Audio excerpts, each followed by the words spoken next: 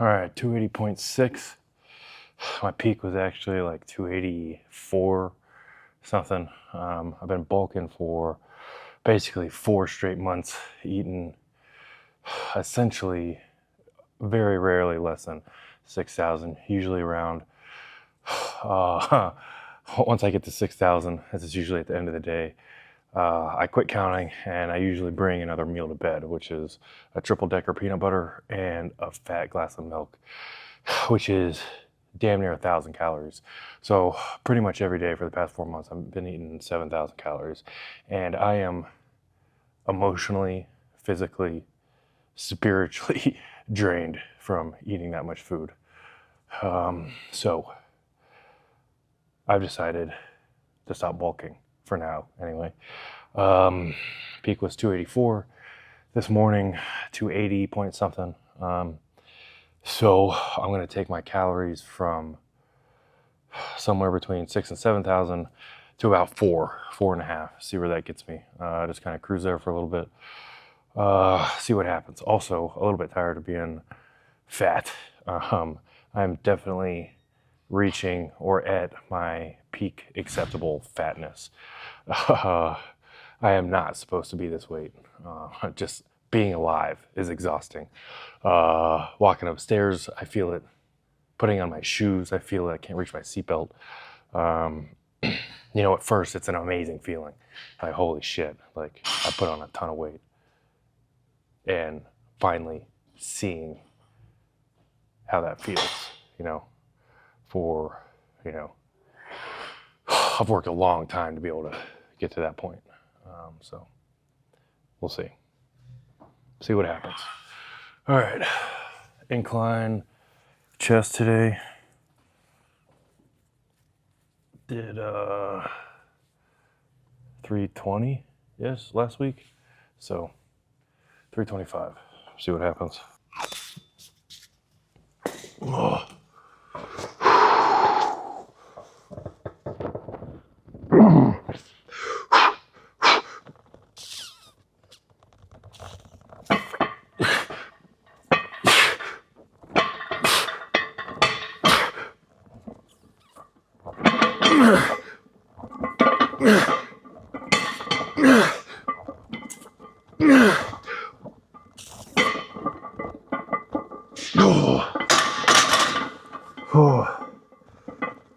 Oh man. So if we do the math here, been bulking for about 4 months, maybe just a touch longer. Started off at 260, now 280, 20 pounds in 4 months. What is that? That's about, I don't do math in public, but that's slightly more than 1 pound a week. If I was doing 1 pound a week, that'd be, 16 pounds. So just a little bit more than that. And that is, kind of what's realistic. Those are pretty realistic expectations for gaining weight, especially if it's clean weight. I was eating really clean. I wasn't eating fast food or junk or anything like that. Worst thing I was eating was my triple decker peanut butter sandwich. So that's about as, quickly as you can realistically add good weight. Especially if, you're a little experienced and you're already close to the peak of your max possible weight. It goes slower. If you're a new guy or you're not even close to your potential, I think, it's within the realm of possibility to do 2 pounds a week, but that's getting pretty ridiculous, and kind of flirting with the idea of it not being the best 2 pounds. It's not just muscle, definitely some fat in there. So, good rule of thumb, a pound and a half per week of good, relatively lean muscle mass gained every week. So yeah, pretty happy with the past 4 months. But if you're like me, the gym is not the hard part. eating is the difficult part. Yeah, so like I was eating, I don't know, 5-6 meals a day ish, like every 2-3 hours. And sometimes it took me like an hour and a half to finish a meal. So like I'd finish a meal and it'd be almost time to eat again. It just gets exhausting, especially if you don't like eating. But lesson there is that no matter what you do in here, you can't outwork, you can't outlift a shitty diet, whether that's just a bad diet or if it's not enough. It doesn't matter how hard I go, how heavy I lift. If I eat like a bird, I'm not going to grow. So,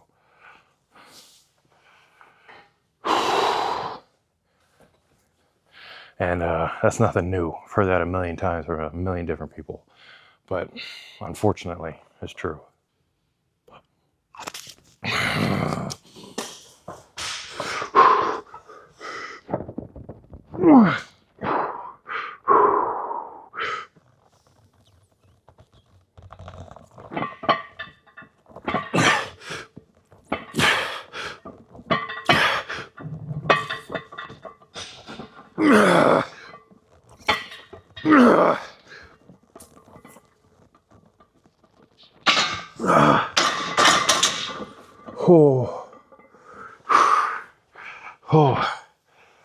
Only 8 on that one, but 5 pounds heavier than last week, so it's okay.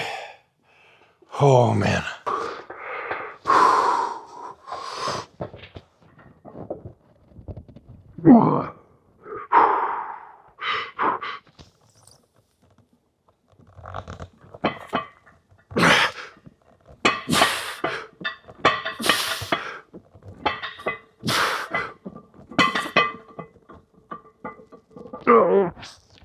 Oh man. 6 is crazy. Those 5 extra pounds, dude. 5 pounds is so heavy when you're that close to, your max. So I like dropping down in weight on the last set, just to really feel the chest working. Because when I go heavy, for me at least, I tend to, my shoulders and arms, but specifically shoulders, tend to take over when I'm pushing heavy on barbell bench, which is kind of whatever. But today is chest day, not shoulder day, even though the rest of my movements are pretty damn good for specifically chest. Barbell bench, flat and incline for me, not so much. So I really like to just drop down to 225. And it really helps me focus on just the chest. If I'm going a little bit lighter, a little bit higher reps, I can really get that mind-muscle connection, as they say.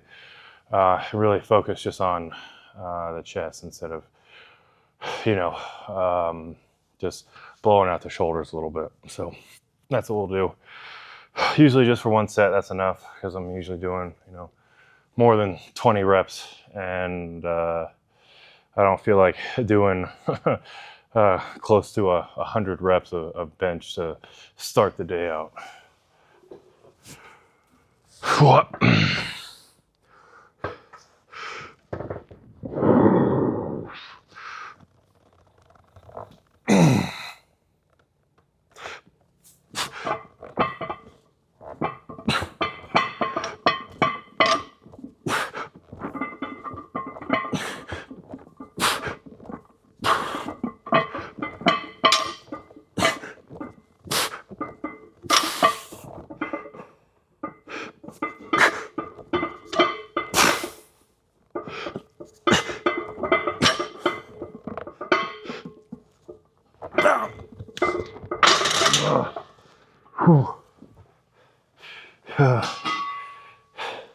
And also I found that if I want to take a little rest, I do it at the bottom, because that really gives me a ridiculous stretch. And on that next rep, I don't have any of the bouncing movement to kind of cheat a little bit.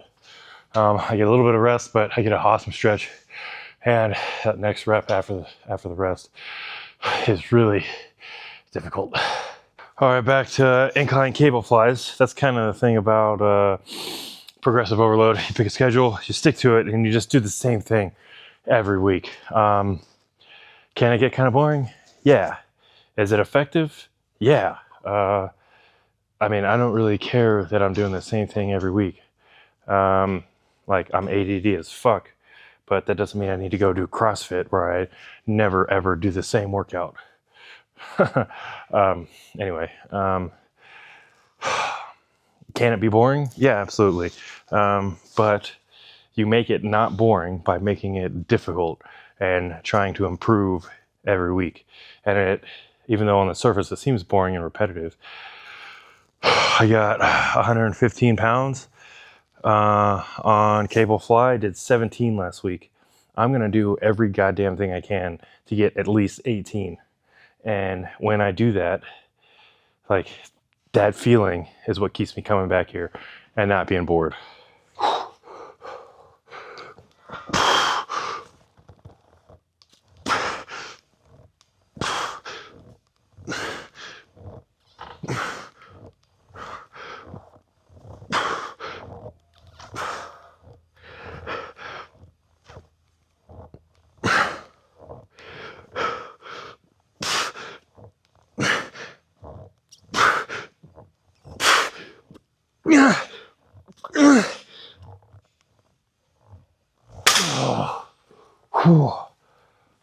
Oh man. 18 and a half. That's a win. That's a win for sure. Especially after going, even if it was just 5 more pounds on incline bench. That's an improvement. All right, I'm still not ready for my next set. So let's talk about the point at which every gym rat will get if they continue on this path of chasing the pump, as they say. Chasing the pump is like chasing tomorrow. As soon as you get to tomorrow is today. And now tomorrow is tomorrow. It's like, I come to the gym, I lift weights, I get pumped, I get big. And then I go home and I lose the pump. But when in the gym, I saw myself all pumped up. Holy shit, I'm huge. And then I get home, the pump's gone. I'm like, I'm tiny. So that when you see yourself all pumped in the gym, like, that is the new standard. But that standard is like the future you.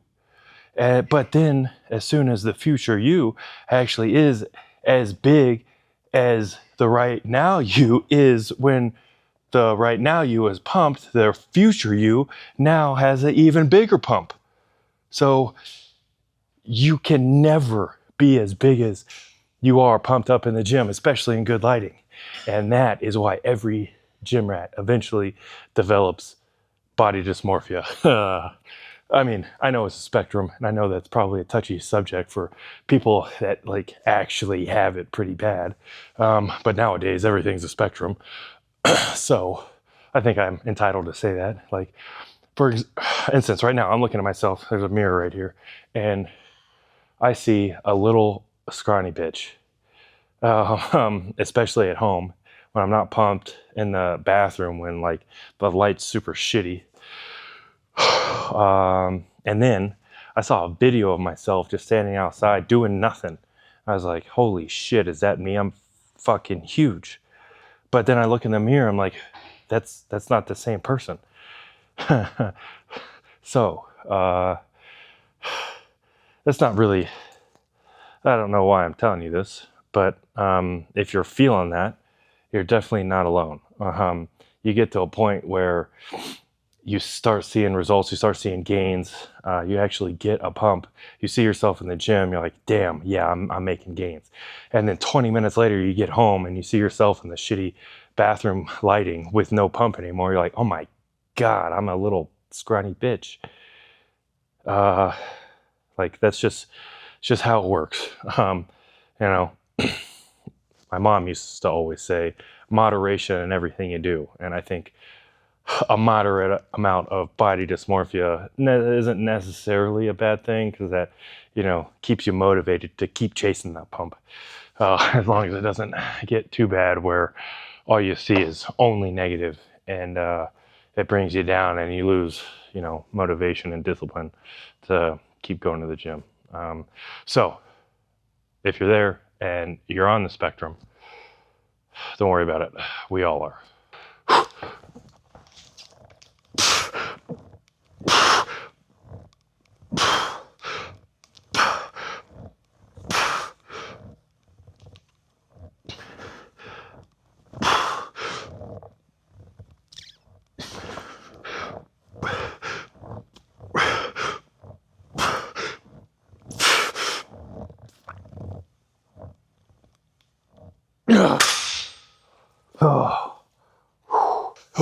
So for the past few weeks, I've only been doing 3 sets here.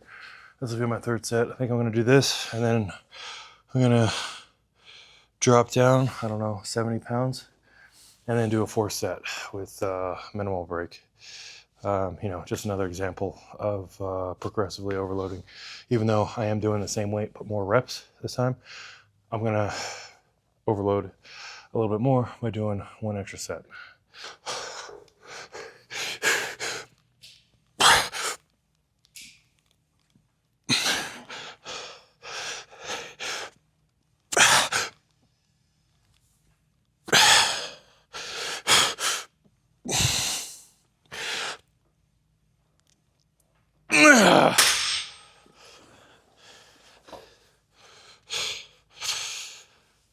I don't know, let's say 75 should do it.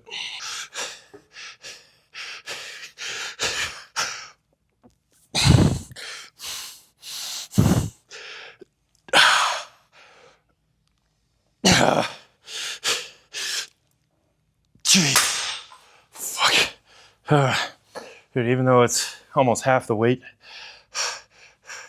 doing it with essentially no break, I'm really focusing on that stretch is an ass kicker. All right, so on the last set, I only got 7, even though it was only 75 pounds. I think what I'll do next time, I still, take essentially no break going from the working weight to lowering the weight. But instead of just doing 1 set at that lower weight, I'll probably do pause, break, pause, rest, whatever it's called. Haven't done that too much, but they suck. So what you do is, especially when you're already tired like that, you just do as many as you can, and then when you need to stop, you just drop the weight, and you just hold rest there for 10, 15 at the most, like 30 seconds, and you jump right back into it. And then sometimes you can only do 2, 3 reps. But you just keep doing those pause rests, pause breaks, until whatever limit or rep range you want to do. I mean, because, theoretically you could essentially do those forever, depending on the weight and rest. But what that allows you to do is, instead of just doing like 7 reps like I just did, could have taken a pause rest, done, even if it was only 2 or 3 more, do like 2 or 3 of those, and you can almost, double, maybe even triple the amount of reps that you do, which is, just another way to do another full working set to damn near or to failure, which is where the body responds to grow the most. So yeah, I'll probably try that next time. Nothing fancy here, just hammer press, slide incline. Yeah.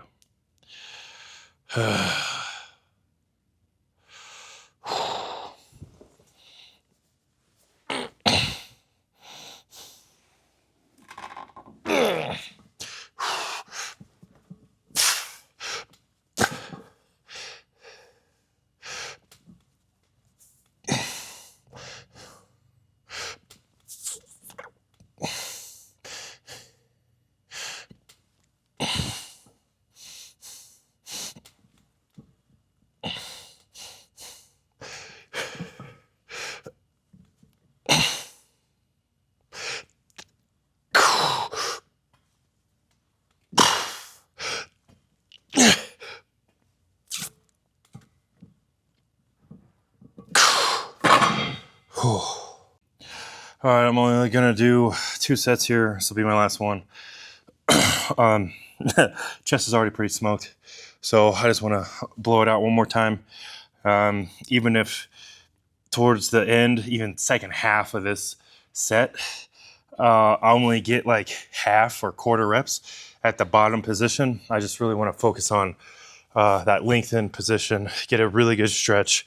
One, because that's where you stimulate most muscle growth, but two, mainly, I'm really trying to at least keep what little flexibility and mobility I have in my upper body. My shoulders and chest and back and traps are, so tight. I'm losing mobility, so I'm trying to fight that by, just forced mobility under load.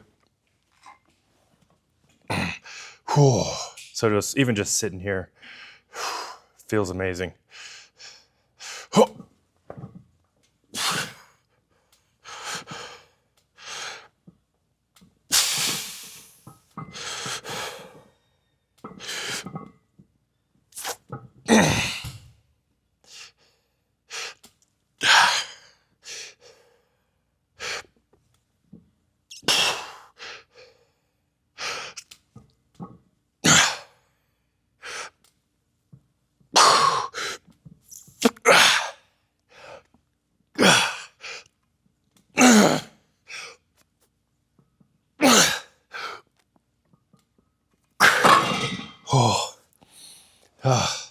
Pretty much go until you just can't move it anymore. And that's one of the good things about using machines is like if I were to do that with dumbbells or a barbell, I would be smushed underneath the bar. Or, with a dumbbell, it can do a bunch of weird things and you have the potential for injury. But for this, I know exactly the plane of movement for the machine and I'm super confident that I'm not going to injure myself, even if I go to and pass failure, because I know where the machine is moving. So that's one of the advantages of using machines. And one of the reasons I do them towards the end of my workout when I'm most tired, when I have the least ability to control the weight.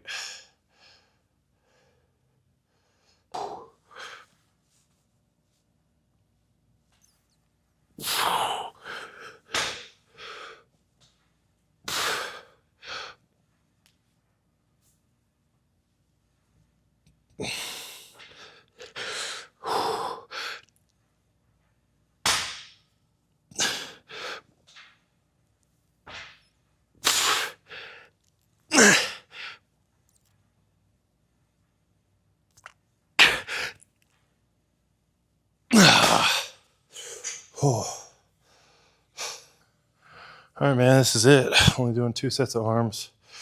As far as like programming goes, like there's people like me who do chest and back, and my arms get big, so I don't really necessarily have to do arms a lot. And then there's other people that are the exact opposite, where they do chest and back, and their chest and back gets big, and they really, if they want bigger arms, they gotta, do an arm day. I'm not one of those people, so after, a chest day, I just do a couple sets of tries, and after back day, I do a couple sets of bis.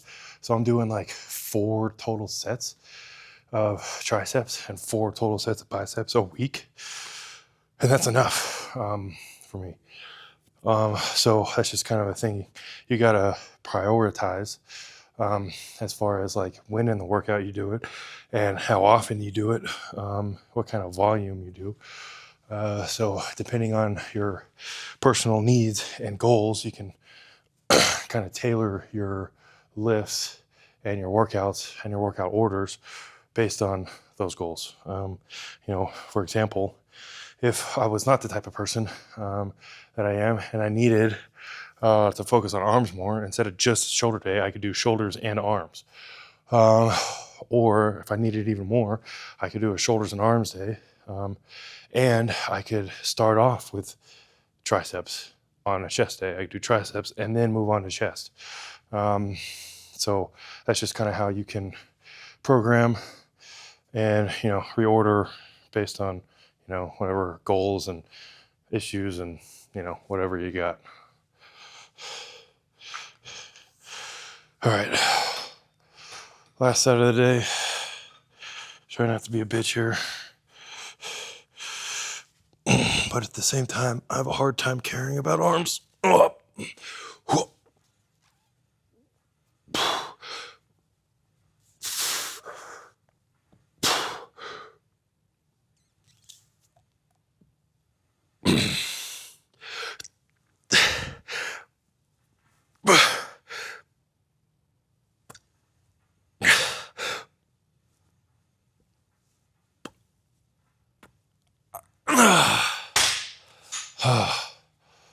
Oh man. Okay, and I really wish someone would explain this to me. Like right here, I feel like a little skinny bastard. But I'm not even gonna stop the film. Same camera, same lighting. I don't know if you'll be able to see that actually, but hold on, let me keep backing up, let me not kill myself. I don't know, I'll zoom in when I edit it. But from here, dude, I feel like I'm huge. And even here, man, is it like the lighting?